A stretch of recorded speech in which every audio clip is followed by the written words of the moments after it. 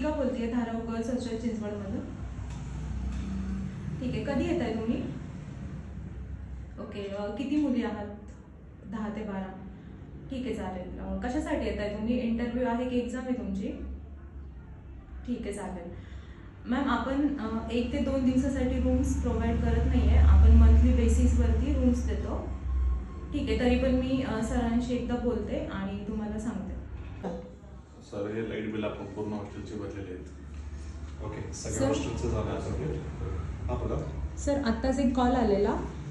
10 ते 12 मुली आहेत, त्या एक्झामसाठी पुण्यामध्ये येतात आहे 1-2 दिवसासाठी. तर आपण त्यांना रूम्स प्रोव्हाइड करू शकतो? रितिका किंवा राठोड, एक लक्षात ठेवा, जेव्हा एखादी मुलगी किंवा मुलगा तिच्या एक्झामसाठी किंवा तिच्या कुठल्या एखाद्या इंटरव्ह्यूसाठी 1-2 दिवसासाठी पुण्यामध्ये येत असेल तर आपलं हॉस्टेल मागच्या 3 ते 4 वर्षापासून अशा विद्यार्थ्यांना मदत करत आहे.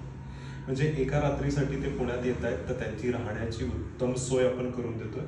त्याचबरोबर त्यांची जेवणाची सोय देखील आपण करून देणार आहोत. रितिका, त्या मुलींना नक्कीच कॉल कर. तुम्ही पुण्यामध्ये बिनधास्त या. तुमच्या आल्यानंतर राहण्याची सोय होईल. त्याचबरोबर तुमचा रात्रीचा जो डिनर आहे तो देखील आपण प्रोव्हाइड करतोय.